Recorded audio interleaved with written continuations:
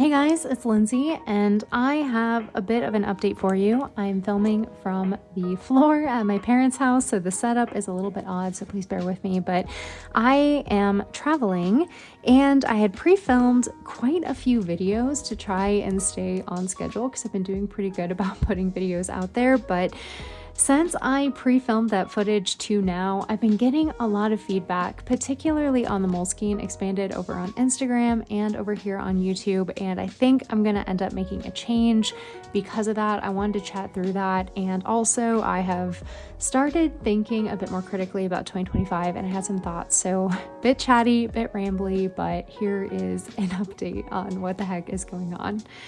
So let's start with the Moleskine Daily Large, because I have truly been loving this notebook. This has been my journal and beloved archive for the last 30 days, and man, I have had so much fun in this. The spreads have been turning out so nice. I look forward to filling out these pages at the end of every single day. I love the cream paper. I never thought I would say this, but I love 5mm spacing.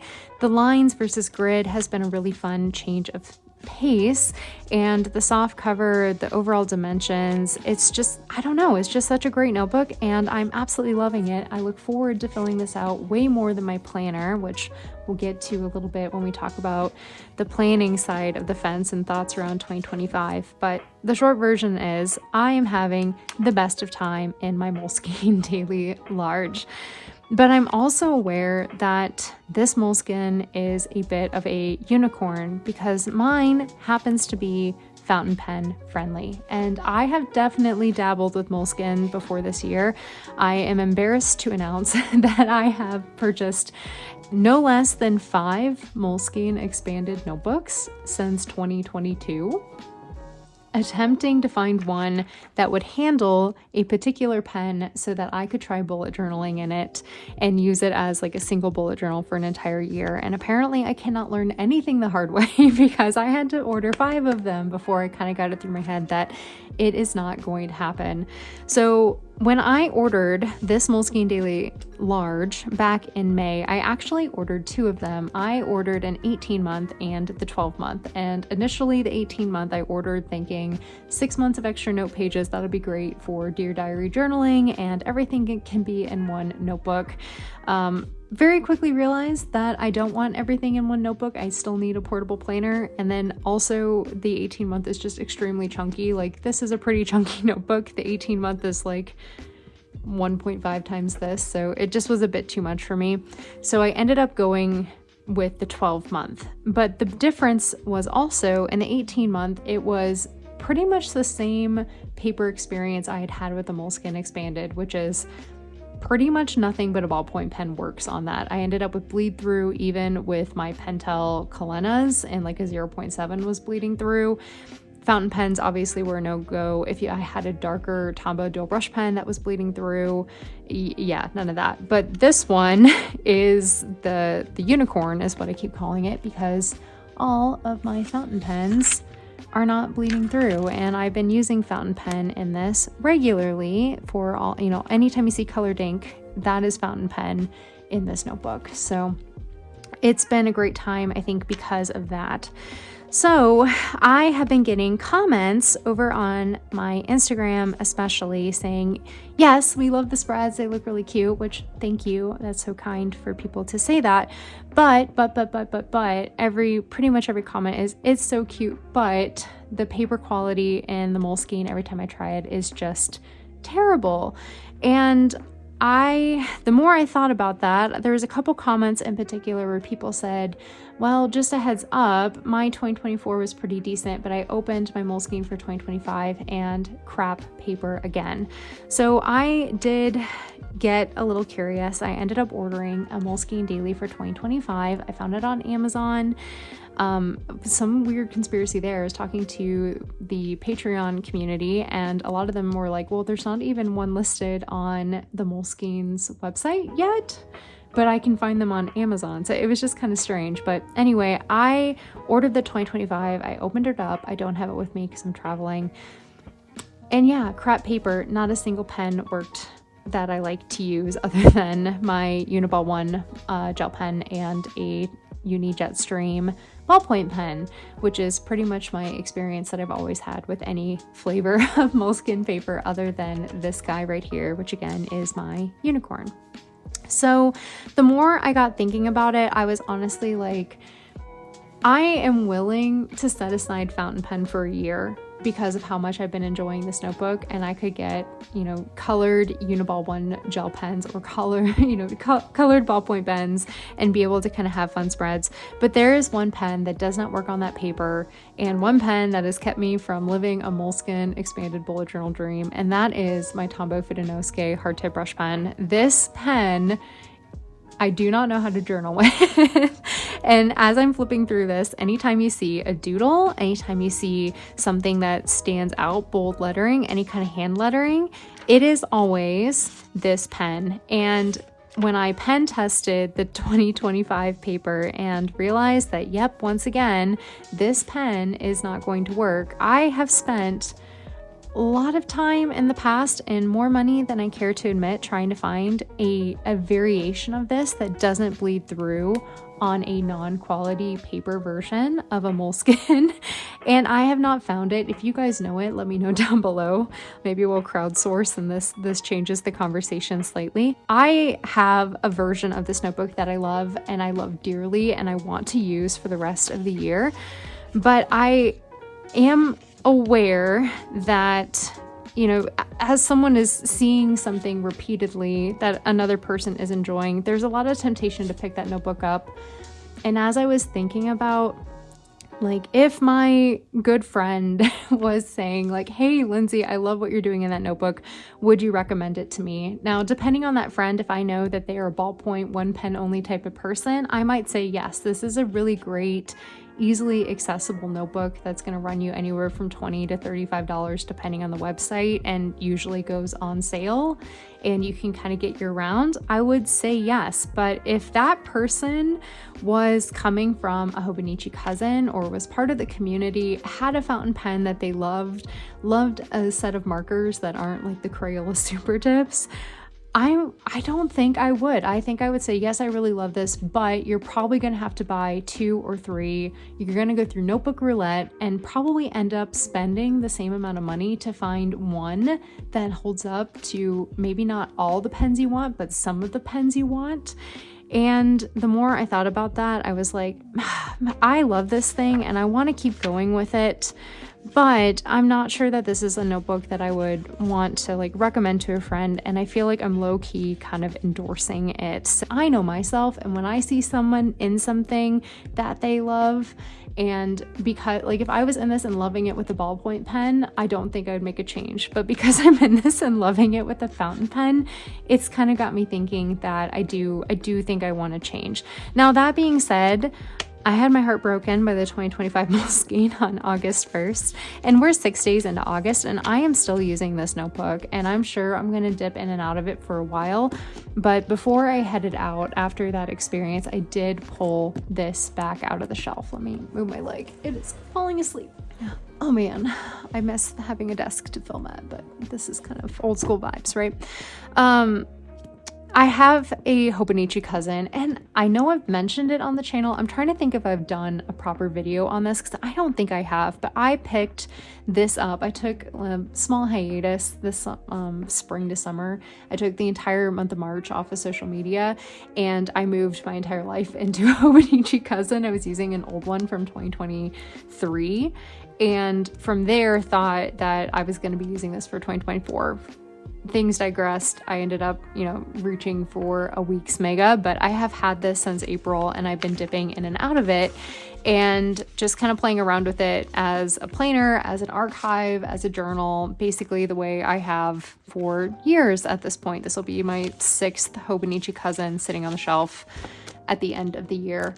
And I have been dipping in and out of this, and I decided to kind of pick this back up because even though the Sanzen Tomoe River paper is a bit hit or miss, when I was trying to think through, 2025, I really have been enjoying this archive concept. It's sort of allowed me to shift my gears a little bit into letting journaling being more of the hobby and the creative outlet. And I've been seeing my planner kind of trend towards more and more functional, less fussy, more just pen and go, which as we talked about thoughts for 2025, I'll kind of come back to that. I think I'm putting a pin in it mentally, but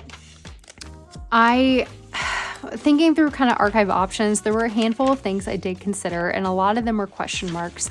But sort of going back to, I was like, well, what notebook would I recommend? What notebook is consistently good? And even with the new Sans and Tomoe River paper, that notebook for me, something that is going to work with any medium I throw at it for the most part, is the Hobonichi Cousin. It gives me the day per page. I have a grid. I have an index. There are weeklies if I want them or need them. There are monthlies for memory keeping. And I do, when I can kind of get into the swing of this, always have a really good time with this particular notebook. So I did pull back out my Hobonichi Cousin and I replicated a handful of spreads, and then I've been just kind of double dipping because I'm on vacation and I've got some time between my Moleskine Daily Expanded and the Hobonichi Cousin. And I'm not going to pretend that it's love at first pen stroke. I think it's going to take me a little bit of time to warm up to this because I have really been liking this 5mm space, and I am team cream every day. I prefer cream paper over white paper, and I know I'm probably in the minority there, but it's just, I like how it looks.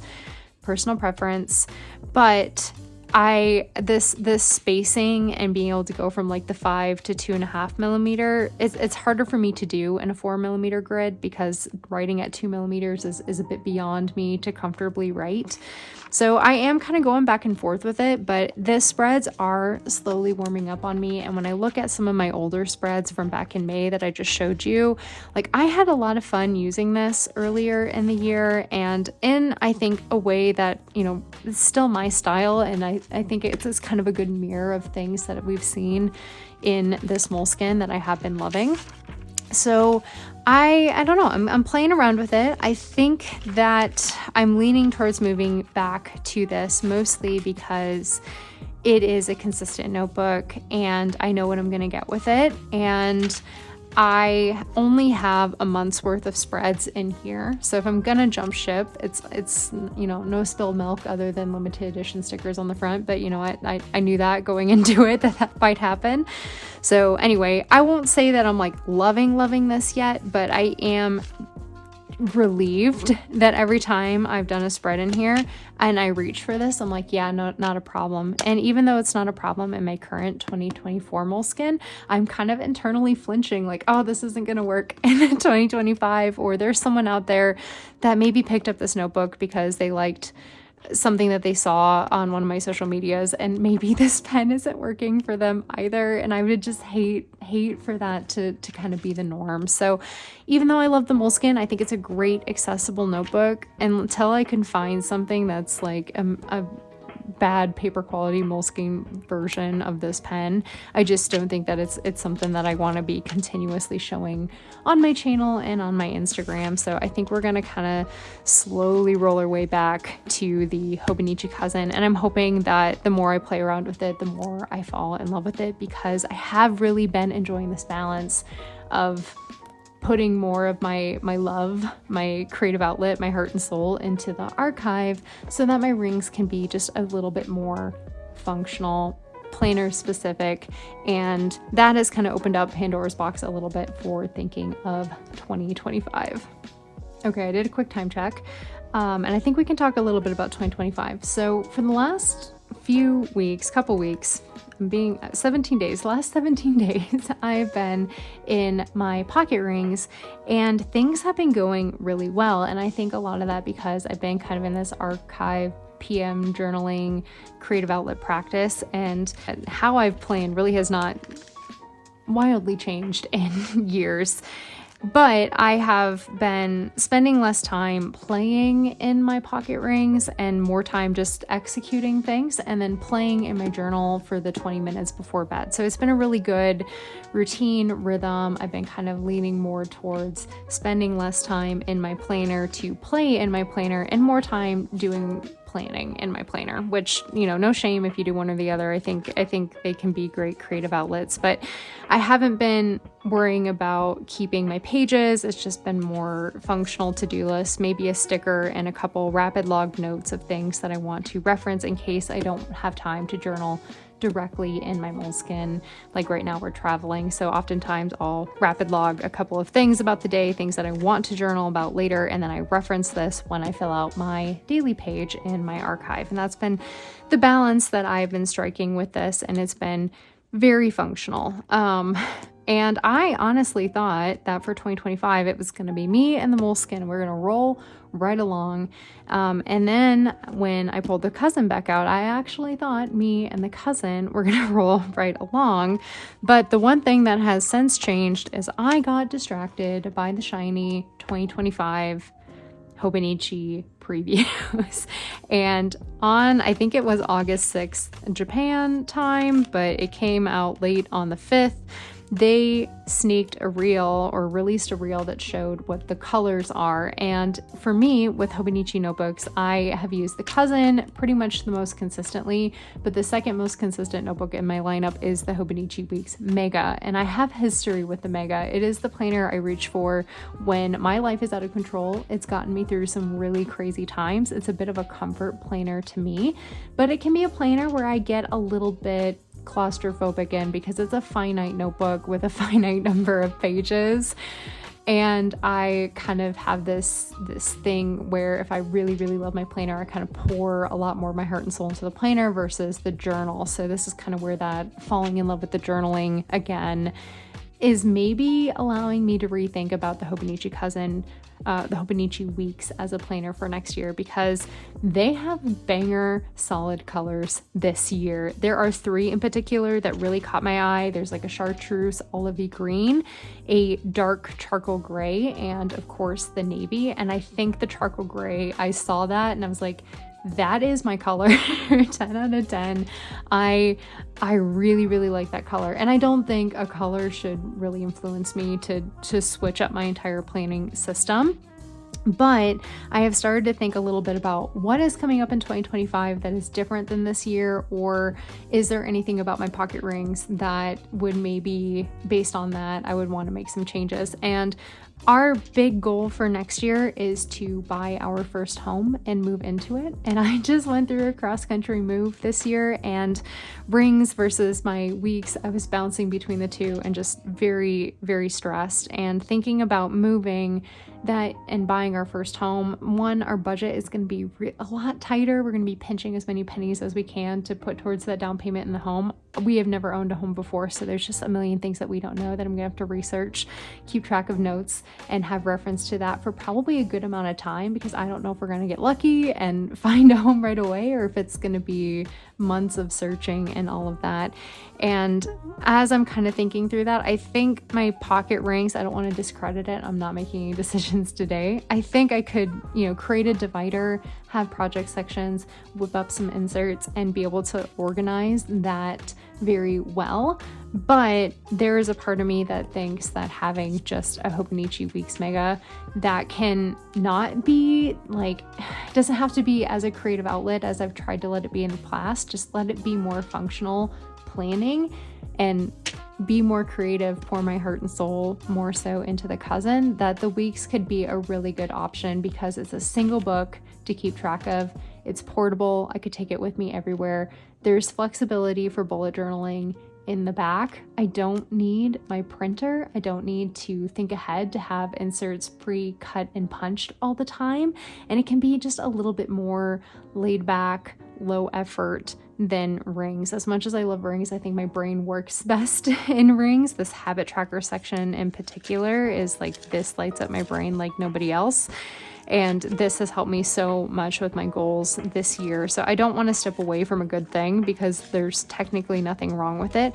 But now that I am slightly distracted by a really cute color and the shiny of the 2025 Hobonichi previews, I am kind of thinking about the Weeks Mega again, because I think it would be a good, more straightforward, functional, minimal option for me next year. So As of now, we are still holding out strong in my pocket rings, mostly because I'm traveling and I can't reach for my 2024 weeks to kind of dip back into that. But this, and we are moving into archiving into this full time. That's kind of the current system. But I am starting to think a little bit more about 2025, and the Weeks Mega might be making an appearance. But I don't know. I have really been liking rings this year, and I love making inserts and organizing and all of that. This works well for my brain, but I'm kind of anticipating next year being very stressful again. And we've established that the Weeks is my comfort planner in times of stress. But anyway, hopefully that was interesting. Do you guys want more off the cuff videos like this? Let me know. If you made it this long, thank you so much for watching. Hopefully you're looking forward to seeing more of the Hobonichi cousin, and I will talk to you again soon.